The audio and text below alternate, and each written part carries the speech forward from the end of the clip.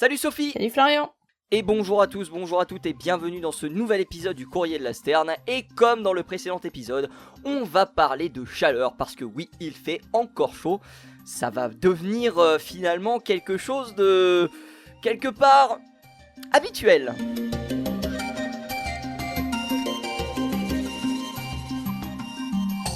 Comment ça va Sophie ? Mais comme tu le disais, chaudement. Chaudement, plein de travail. Oui, bon, toujours Et, un peu. Tu vas nous parler d'un de tes sujets préférés, à savoir les vautours. Et aujourd'hui. oui, on les aime ces oiseaux quand même, ils sont marrants. Ils ont quelque chose, ces vautours. Sûr. Et donc moi je vais parler du réchauffement de la température et du lien que ça a sur les populations d'oiseaux. On avait déjà parlé de ça dans de précédents épisodes du Courrier de la Sterne, mais là on va vraiment rentrer dans le détail avec une étude qui a été faite par un Français, voilà, que l'on salue d'ailleurs s'il nous écoute, qui s'appelle Amaury et son nom de famille. Je vais vous le retrouver en remontant l'étude, Amaury Thépeau. Voilà. Eh ben cocorico, j'ai envie de dire. Cocorico, exactement. Mais avant tout ça, Sophie, on va parler de nos petites découvertes dans la rétro Piu Piu. Est-ce que tu veux la commencer ? Qu'est-ce que tu as découvert cette semaine ? Tiens, on va commencer par un sujet qui concerne les oiseaux en quelque sorte, mais qui, à la base, est un article sur des lézards. Alors, nous avons un article qui a été publié ce 1er juillet 2026 et qui nous explique dans The Royal Society Publishing, Biology Letters, qui nous explique que les colonies de chats domestiques, votre minou préféré, n'est-ce pas, malheureusement ont un gros impact sur l'abondance et sur la taille et le poids des lézards qui sont autour de chez eux. Parce que évidemment, plus vous avez de chats domestiques dans le coin, ou de chats arrêts, pour ceux qui sont retournés à l'état sauvage, des chats qui n'appartiennent plus vraiment à un foyer, qui se reproduisent sans impact de l'homme derrière, et ben moins vous avez de lézards, et plus ils diminuent en taille, évidemment, pour paraître plus petits. Et ce n'est pas uniquement les lézards qui sont affectés, c'est évidemment tout plein d'autres espèces que les chats chassent, et en l'occurrence les oiseaux en font partie bien évidemment. Et l'une des conclusions de l'article, c'est que il semblerait qu'il est fort probable en tout cas que le même phénomène existe aussi chez les oiseaux à cause de la présence des chats domestiques dans leur entourage. Et donc il ne tient qu'à eux de continuer, de poursuivre et de voir les conclusions qu'ils peuvent en tirer sur différents groupes de proies pour les chats domestiques. Ok, d'accord. Ils ont étudié quelle population d'oiseaux et de lézards. Ils ont pris des animaux, on va dire, plutôt communs des villes, ou ils sont allés plutôt dans les campagnes ou ce genre de choses. Alors, leur intérêt principal, ça a été de regarder les effets du chat sur le lézard de Tenerife, Galosia galoti. Tu connaissais son petit nom. Et pourquoi ? Parce que c'est un animal assez endémique d'une des îles, donc à côté de Tenerife, justement. Et c'est important parce que c'est un animal qui est protégé. Donc c'est pour ça qu'ils ont étudié les comportements des chats et de ces animaux, et surtout leur taille et leur abondance, parce que c'est important pour maintenir l'espèce. Voilà. On a parlé ensemble d'un moyen miracle pour dissuader les oiseaux de se cogner contre les fenêtres. Oui. Eh ben, peut-être que The Wilson Journal of Ornithology en a trouvé un autre. Ah. Donc on avait parlé de ces petits points qu'on doit coller contre les fenêtres pour éviter que les oiseaux ne se prennent dedans. Je vous rappelle que c'était une vidéo du Cornell Lab of Ornithology. On n'a toujours pas pour l'instant l'étude, ou en tout cas à ma connaissance elle n'est pas encore sortie. Peut-être qu'elle l'est au moment où sortira cet épisode. Là, on a testé une autre solution sur des bâtiments universitaires, sur un bâtiment universitaire pendant 7 ans. 4 ans de relevés ont été réalisés sans la solution miracle quelque part, et 3 ans l'ont été avec celle-ci. À ton avis, Sophie, quelle est cette solution miracle ? Poster des étudiants derrière chaque fenêtre qui agitent violemment les bras dès qu'un oiseau s'approche ? Ça pourrait marcher. Ça pourrait. Ce serait un peu du travail dissimulé. Mais j'ai pas dit qu'ils étaient pas volontaires. C'est vrai. Est-ce que tu as une autre idée ? Bah, nous, ce qu'on avait vu, c'était effectivement les petits autocollants sur les fenêtres. Absolument. Donc, je sais pas, des miroirs peut-être. Non, c'est pas des miroirs, ce sont des cordes. Des cordes. Alors je ne sais pas, Sophie, si tu as déjà vu ça, mais moi chez ma grand-mère, j'ai eu l'occasion d'avoir des espèces de rideaux en corde Oui. qui étaient présents sur la devanture de la fenêtre.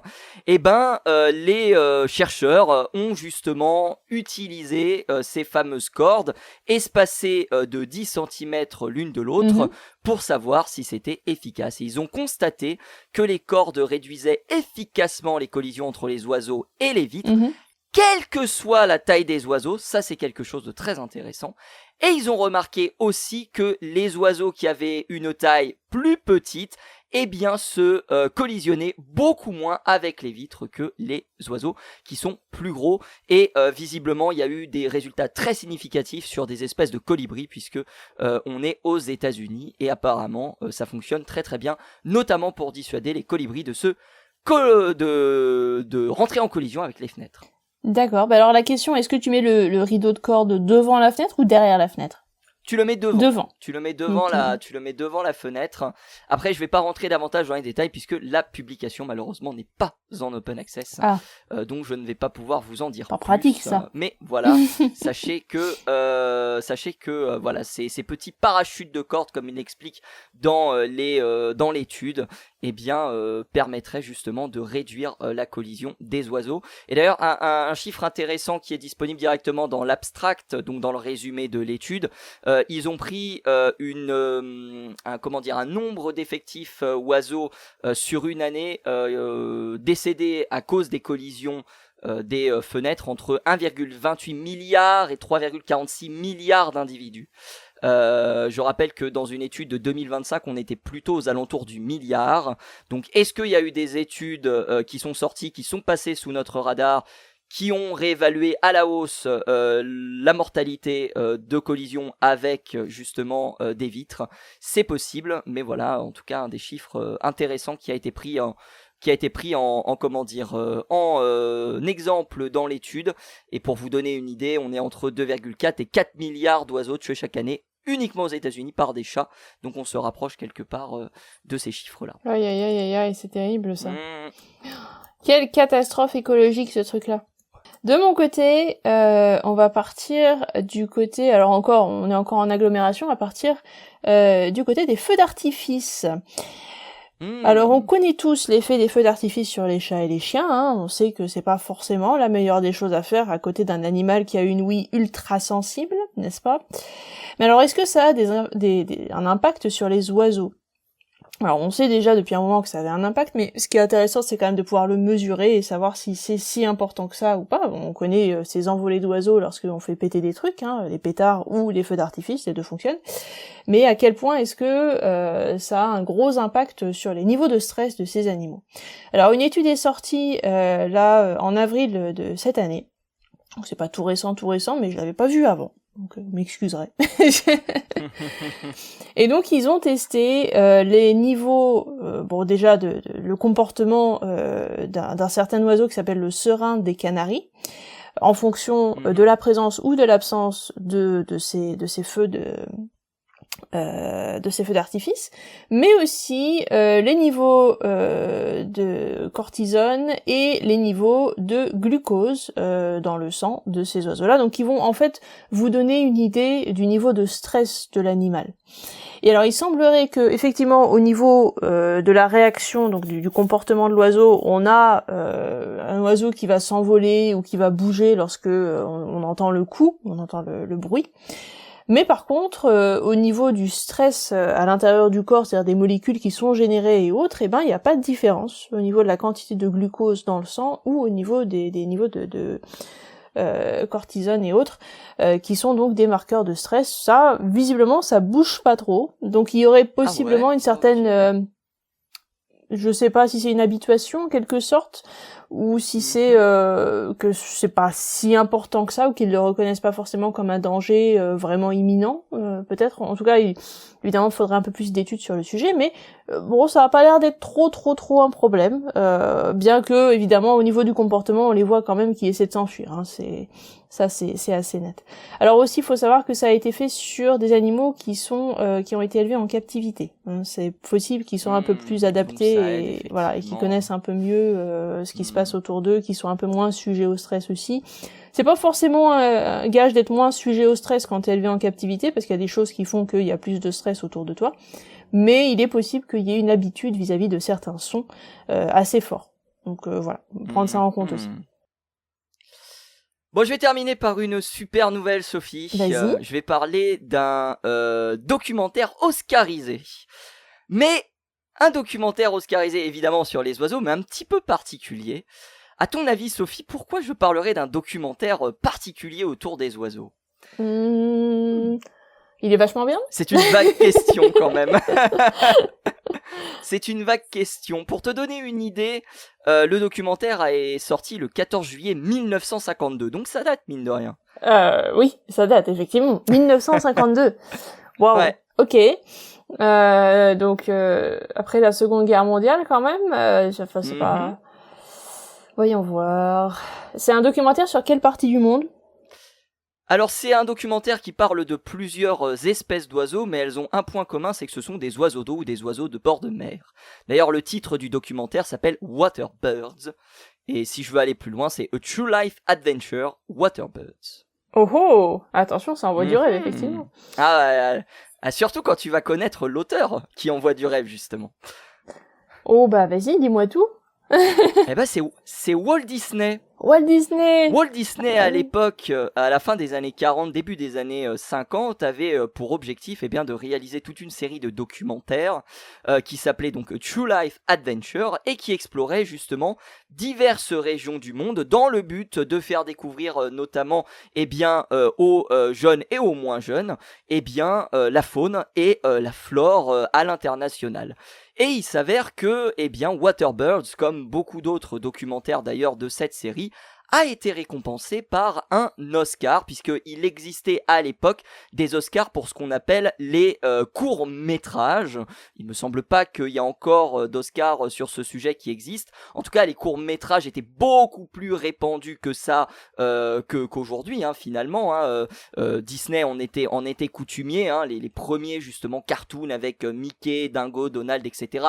étaient justement des courts-métrages avant que ça dérive progressivement vers le long-métrage. Et dans cette série de courts-métrages, on avait plusieurs, on va dire, catégories. On avait du court-métrage d'animation, bien sûr, mais on avait aussi du court-métrage en prise de vue réelle. Et on avait deux catégories. On avait une catégorie court-métrage en one reel et une autre en two reel, et grosso modo ça correspondait à la longueur des documentaires. Et donc Waterbirds, que vous pouvez d'ailleurs consulter sur YouTube, a remporté cet Oscar là, donc n'hésitez pas à aller voir ce petit documentaire, on va dire fait de manière assez classique à l'époque, avec une voix off très particulière, un peu déconnectée du sujet. Mais voilà, c'est un petit morceau d'histoire, et c'est à ma connaissance, et je crois après mes recherches, que c'est le seul documentaire qui a été réalisé uniquement sur les oiseaux, parce qu'on a d'autres sujets transverses qui ont été faits. Il y a eu un sujet sur le pôle Nord, il y a eu un sujet sur les animaux de la savane, ce genre de choses-là. Et donc voilà, c'était produit par Walt Disney Production à l'époque, puisque c'était ce nom, et c'était des documentaires qui ont eu lieu jusqu'en 1955-1956, qui étaient diffusés de temps en temps avant justement les films, et qui étaient par la suite diffusés à la télé, puisque la télé commençait à avoir une certaine envergure à l'époque. Voilà. Bon, bah écoute, tu nous conseilles de le voir du coup, ou bien... Je n'ai pas eu le temps de le voir, Sophie, j'étais très occupé, j'ai juste vu 2 ou 3 minutes.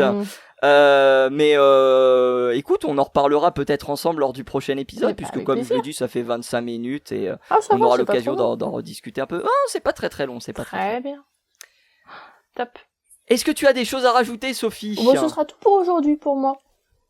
Eh ben super, on vous a rafraîchi en parlant d'oiseaux d'eau, mais on va repartir en chaleur, puisqu'on va vous parler de température et d'oiseaux dans cette première partie.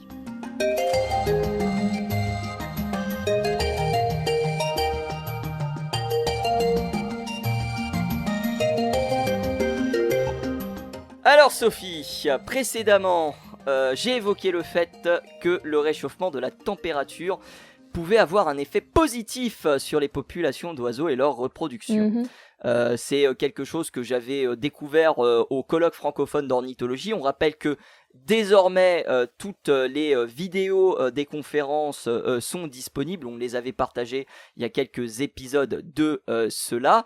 Alors, quand j'ai pensé à ça, je me suis pas levé le matin en me disant je vais être climato-sceptique aujourd'hui. Ça s'appuyait réellement sur des données qui avaient été communiquées donc au CFO. Mais c'est vrai que ce genre de chiffre pourrait être un petit peu étrange parce que on entend très souvent que le réchauffement climatique perturbe davantage les populations animales et végétales également, plutôt que les favorise, même si on a effectivement des espèces qui préfèrent la chaleur au climat un petit peu plus froid. Donc, j'ai mis de côté un petit peu ce sujet et j'ai eu l'occasion de trouver une communication du Muséum d'Histoire Naturelle qui a compilé le résultat de cette étude qui avait été discutée au CFO. Elle a été publiée le 24 octobre 2025 dans Global Ecology and Biogeography. Elle est pilotée par Amaury Thépaut, comme je l'ai dit, au début de cette émission. Et l'objectif de cette équipe, alors il est stratosphérique, ça va être sur 31 ans, de 1991 à 2022, sur un total de plus de 300 000 individus.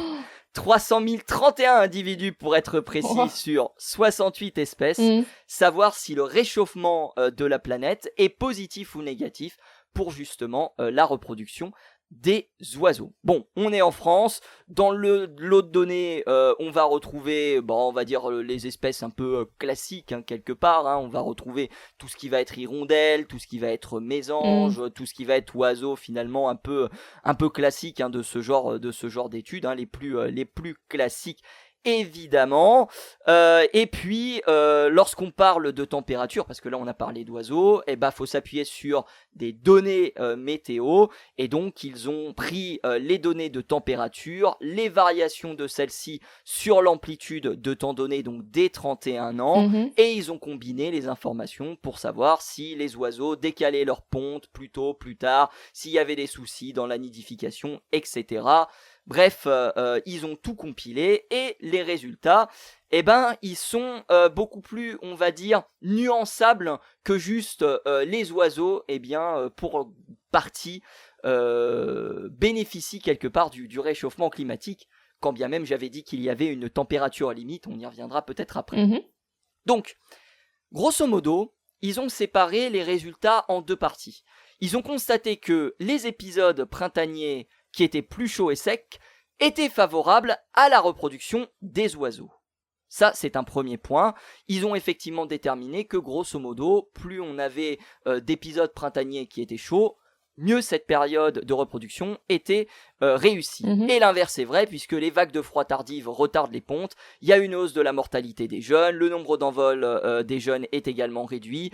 Tout ça, c'est réalisé de manière statistique. Donc, avec cette première conclusion, on peut se dire que avec le réchauffement climatique, les oiseaux se débrouillent mieux au printemps. Au printemps jusqu'en mai, parce que c'est là où ça va devenir intéressant, Sophie. Parce que à partir de mai, il va y avoir une espèce de bascule qui va s'opérer. Je vais y revenir d'ici quelques instants. Parce que ce qu'il faut savoir, c'est que la bascule, elle commence déjà à s'observer dans le sud de la France, parce que on observe d'ores et déjà une stabilisation, voire un déclin de ce lien positif entre température et reproduction. Autrement dit, s'il fait trop chaud, ou plutôt il fait trop chaud, déjà cette période pour nidifier de manière optimale pour ces oiseaux. Et ça se confirme sur la deuxième partie temporelle, donc de juin à juillet grosso modo. Donc on est vraiment sur la période, on va dire, de reproduction classique. Et ce qu'ils ont observé en juin-juillet, c'est effectivement qu'on avait un déclin de ce succès reproducteur. Alors évidemment, on a des espèces qui sont plus adaptées à ces fortes températures que d'autres. Typiquement, une espèce qui va être défavorablement affectée par cette hausse de la température, c'est l'hirondelle. Ça paraît bizarre, mais on a parlé, vous avez sans doute entendu parler dans les médias des martinets notamment, qui se jetaient par terre parce qu'ils avaient trop chaud. Bah typiquement, hirondelles, martinets, même si ce sont des oiseaux qui ne sont pas de la même famille, sont des oiseaux qui sont très impactés justement par ces fortes hausses de température.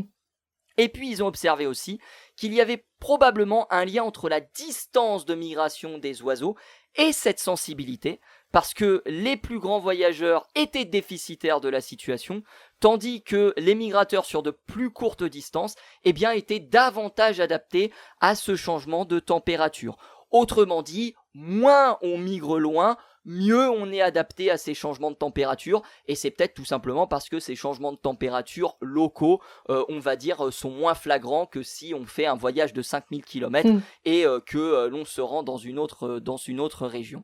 Voilà un petit peu pour ces données, sachant que Amaury nous dit, et ça c'est une grande importance, que la sortie d'hiver plus douce est donc associée à une meilleure production végétale et donc à une meilleure quantité d'insectes disponibles, puisque c'est la source majoritaire de nourriture, donc il est normal d'observer plus de jeunes.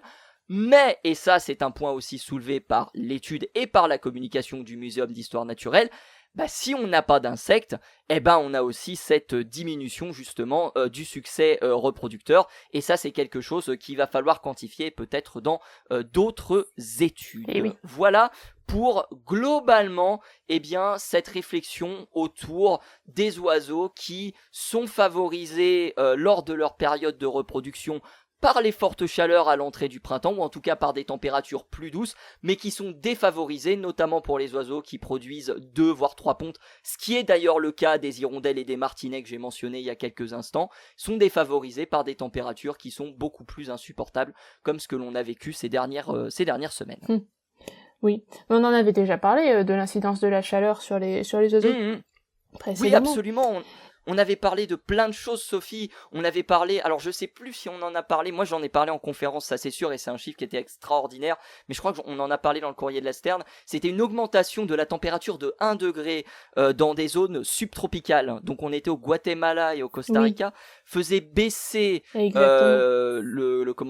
effectifs de certains nombres d'espèces de jusqu'à 63%.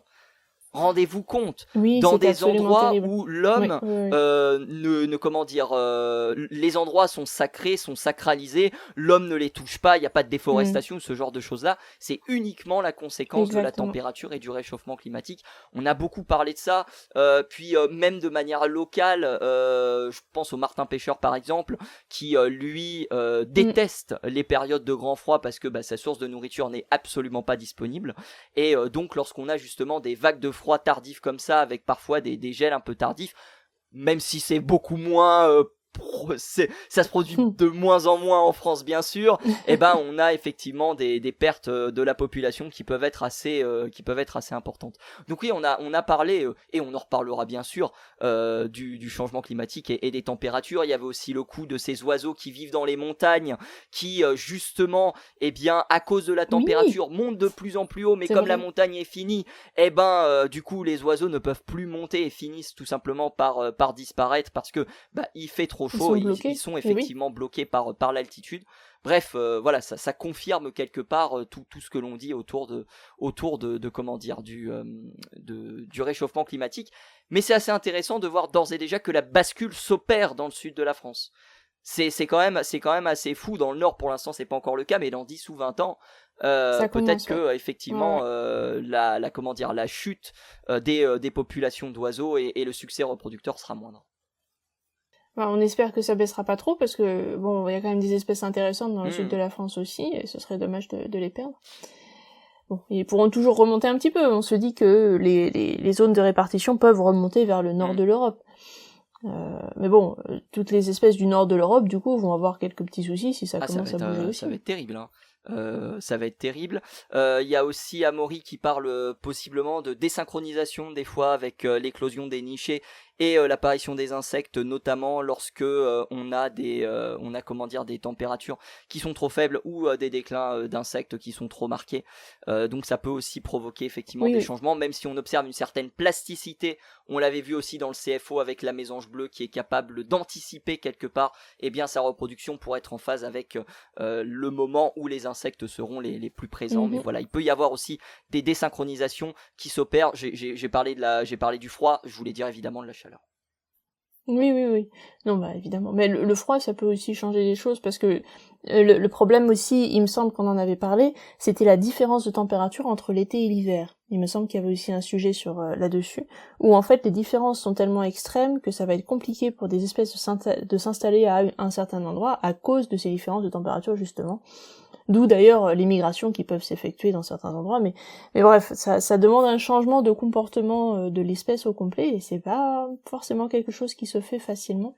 Ça rejoint ce qu'il disait dans l'étude en disant que c'est les migrateurs courriers qui justement étaient beaucoup plus adaptés à ces situations que ceux qui planifient des vols beaucoup plus longs et des périodes de départ beaucoup plus restreintes. Mais on le voit avec... Je serais curieux par exemple pour les populations d'hirondelles rustiques qui restent en Espagne, parce que maintenant on a des populations d'hirondelles rustiques qui restent en Espagne en hiver, je serais curieux de savoir comment survivent ces différentes populations espagnoles, portugaises, qui ne descendent plus finalement en Afrique pour comme il était de coutume de faire, savoir si effectivement ces espèces-là qui sont très sensibles pour le coup au changement de température et notamment à la chaleur vont réussir à s'adapter au fur et à mesure du temps dans des climats qui vont être de plus en plus difficiles à supporter.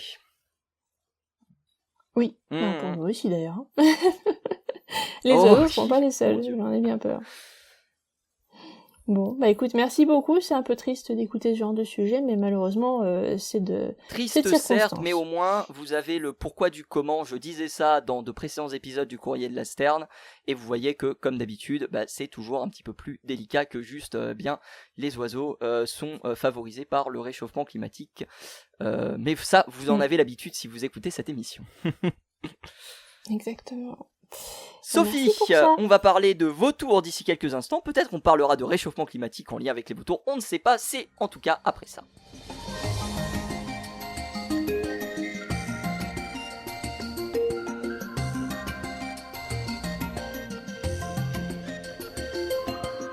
Alors Sophie, du coup, on reparle de vautours. Ça fait longtemps, mine de rien, qu'on n'a pas parlé de vautours dans l'émission.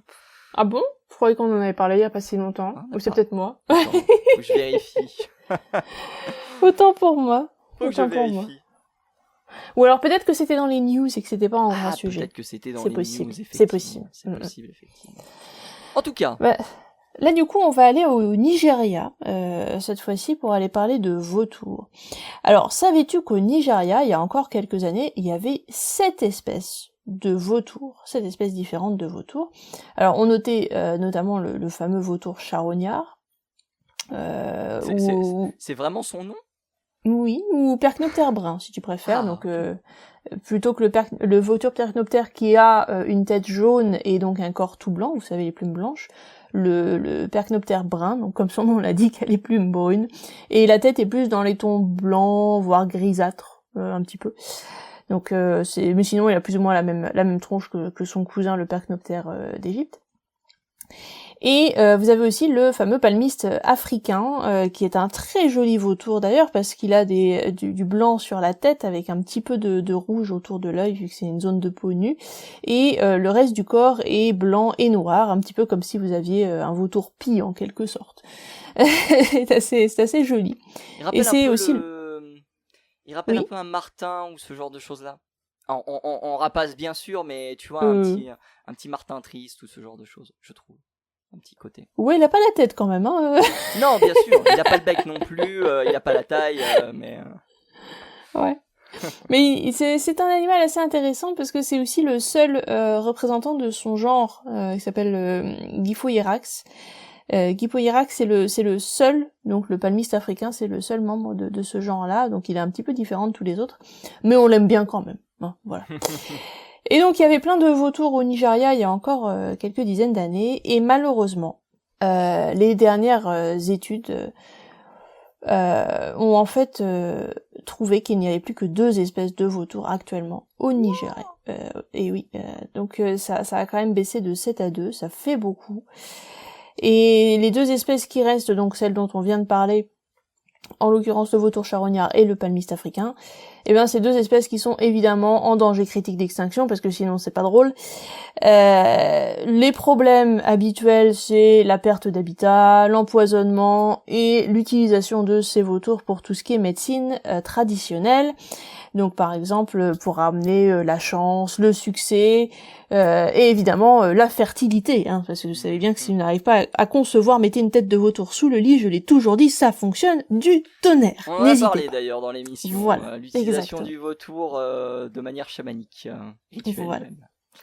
Et donc ces oiseaux sont toujours utilisés d'ailleurs pour la médecine traditionnelle, et c'est l'un des gros problèmes de ces dernières années. Alors il y a plusieurs articles qui sont sortis récemment, donc un notamment qui a été publié dans le Journal of Ornithology donc en avril de cette année, qui nous explique donc la crise des vautours au Nigeria et comment et pourquoi ça se passe. Donc c'est pour toutes les causes que je viens de vous citer et notamment pour l'histoire de la médecine traditionnelle.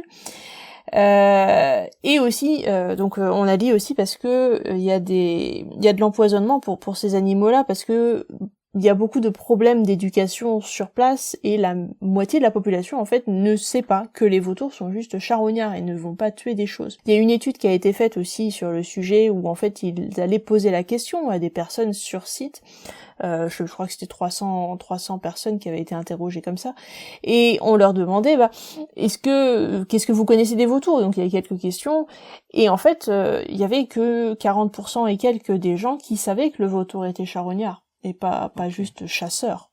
D'accord. Comme n'importe quel rapace. C'est des chiffres assez classiques pour des populations africaines, ce 40%. Oui, c'est assez classique pour la population africaine, mais le problème c'est que du coup on a destruction de ces animaux-là parce qu'on pense que ça va chasser les proies que nous-mêmes on essaie de chasser, parce que évidemment il s'agit de survivre, d'aller chercher de la nourriture et que ce soit du lièvre ou plein d'autres espèces locales, on va essayer de manger le gibier du coin, et si on pense qu'il y a quelque chose d'autre qui vient prendre ce gibier, on a plus tendance à le détruire qu'à le laisser vivre. Ce qui est bien un gros problème au Nigeria, parce que visiblement les gens ne sont pas au courant que le vautour ne chasse pas. Manque de bol pour lui. Donc on a de la destruction qui arrive à cause de ça aussi.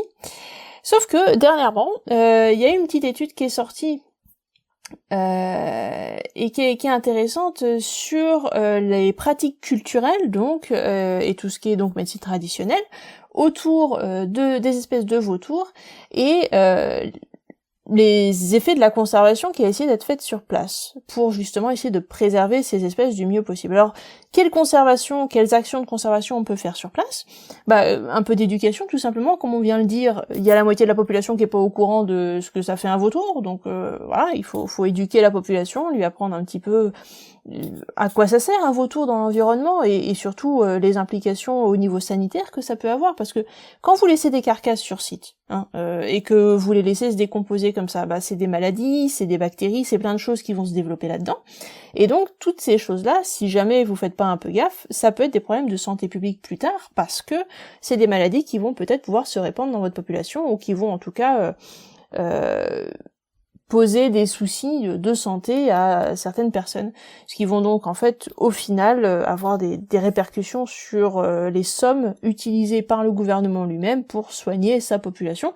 C'est ce qu'on avait vu notamment du côté de l'Inde, il me semble, avec un calcul qui avait été fait cette fois-ci sur la quantité d'argent mobilisée par le gouvernement en l'absence de vautours pour justement soigner sa population à cause de ces problèmes de santé publique. Et c'était énorme. Et c'était astronomique. Donc il y a une éducation de la population et du gouvernement qui va se faire petit à petit et qui donc essaie de prévenir ces problèmes donc pour tout ce qui est destruction du vautour et de son habitat. Maintenant, pour tout ce qui est médecine traditionnelle, le problème c'est que c'est des choses qui sont très très très ancrées dans la culture. Et dans beaucoup de pays africains c'est comme ça, la médecine traditionnelle ça a plus ou moins autant, voire plus d'impact certaines fois, que la médecine telle qu'on la connaît nous, en Europe par exemple, qui elle va être une médecine qui va être scientifique plus en quelque sorte. Donc il faut bien comprendre que les populations là-bas ne réagissent pas du tout de la même manière lorsqu'il y a une maladie chez quelqu'un ou qu'il y a un problème. On va souvent, très souvent, se tourner vers des remèdes traditionnels parce que on a plus confiance en ce genre de choses qu'aux pratiques qui sont considérées d'ailleurs être des pratiques blanches, parce que la médecine scientifique telle qu'on la connaît va être considérée comme une médecine des blancs, pour beaucoup d'ailleurs. En Afrique du Sud, ça se voit assez fortement aussi, hein, je l'ai constaté de nombreuses fois. Donc cette médecine n'est pas les gens, les populations, souvent disent que la médecine n'est pas adaptée à eux, parce qu'elle a été développée par des populations européennes pour des populations européennes, et pas pour eux en Afrique, qui du coup vont plus croire en leurs pratiques traditionnelles plutôt que en la médecine européenne. Bon, ce qui peut se comprendre d'un certain côté, surtout qu'en plus les médicaments, si vous allez en pharmacie, ça a un coût et tout le monde ne peut pas forcément se les procurer. Donc c'est quand même un peu plus simple d'aller récupérer la médecine de grand-mère, trouver un petit truc comme ça, se dire si je prends un bout de ce vautour là-bas que j'ai chassé moi-même, finalement ça me coûte rien, et puis je vais l'utiliser pour faire je ne sais quoi, et voilà. Donc je vais faire mon truc moi-même, et puis ça va marcher parce que c'est comme ça qu'on a toujours fait après tout. Hein, voilà. Donc il y a aussi cette croyance derrière qui est un peu compliquée à gérer. Mais dernièrement, il y a un papier qui est sorti et qui nous explique que petit à petit, à force de discuter avec les populations locales et à force d'apporter toutes ces problématiques aux gens, parce qu'ils sont pas, il faut bien aussi se rendre compte que ces gens-là sont pas débiles non plus, ils se rendent bien compte que les vautours commencent à disparaître, qu'il y a moins possibilité d'aller chercher ces animaux, de les utiliser donc pour la médecine traditionnelle notamment, et que ça va leur poser un problème au bout d'un moment, s'ils peuvent plus utiliser les parties des vautours. Donc en fait, petit à petit, ce qui a été assez amusant, c'est que ils ont, dans certaines populations en tout cas, pas partout, hein, ils ont commencé à remplacer certaines de leurs médecines traditionnelles où on avait du vautour par notamment des plantes, d'autres types de plantes qui selon eux fonctionnent aussi bien. Alors je suis pas allée tester l'efficacité personnellement, mais il y a pas mal de populations maintenant qui commencent à utiliser d'autres types de plantes à la place de ces oiseaux pour faire leur médecine traditionnelle en disant de toute façon c'est pareil, ça fonctionne aussi bien et on va utiliser ça à la place. Pourquoi pas? Okay. Et j'ai envie de dire tant mieux. Tant mieux. Hein. Voilà, tant mieux. Donc on a notamment le vice-président de l'association nationale de la médecine traditionnelle au Nigeria qui explique que certes les vautours ont été très utilisés pendant longtemps en tant que pratique pour la médecine traditionnelle au Nigeria, mais le problème c'est que maintenant on n'en trouve plus beaucoup et donc en fait on essaie de trouver des alternatives à ce genre de choses et donc on retrouve des plantes. Et maintenant il y a plus d'une vingtaine de plantes qui sont utilisées à la place des morceaux de vautour dans certains villages. Alors, super. Le problème, maintenant, qu'on voit, c'est que certaines de ces plantes sont aussi en danger critique d'extinction. Ouais, c'est ce qui me semblait. Voilà. Donc, par exemple, il y a un arbre qui s'appelle... la traduction française, je l'ai pas exactement, mais en anglais, ça s'appelle the violet tree, donc l'arbre violet, en quelque sorte. Okay. Ou l'ipeta, je sais pas si ça se dit en français. Qui maintenant commence à devenir plus rare parce que il a été très très utilisé pour la médecine traditionnelle pareil, donc commence à rentrer sur la liste des espèces en danger d'extinction. Faudra quand même faire un peu gaffe du coup aux espèces qui sont utilisées à cause de ça, sachant que voyant l'utilisation du coup de ces plantes dans la médecine traditionnelle, il y a d'autres personnes qui se sont dit en fait, et si on apprenait à cultiver ces plantes dans les jardins, tout simplement, même si c'est des plantes qui sont en danger critique d'extinction, par exemple, si tu arrives à les cultiver, donc à les mettre en captivité en quelque sorte, est-ce que ça pourrait pas avoir le même effet que la plante que tu vas chercher dans la nature? Est-ce que tu pourrais pas l'utiliser aussi, par exemple, mettons? Et donc il y a des tentatives d'utilisation de ces plantes dans des jardins pour pas avoir besoin d'aller la chercher dans la nature. Ce qui pourrait aussi régler le problème de les plantes commencent à disparaître maintenant qu'on n'utilise plus les vautours et qu'on utilise les plantes, c'est les plantes le problème. Si tu les cultives, au final, plus de problème. Hein. Voilà.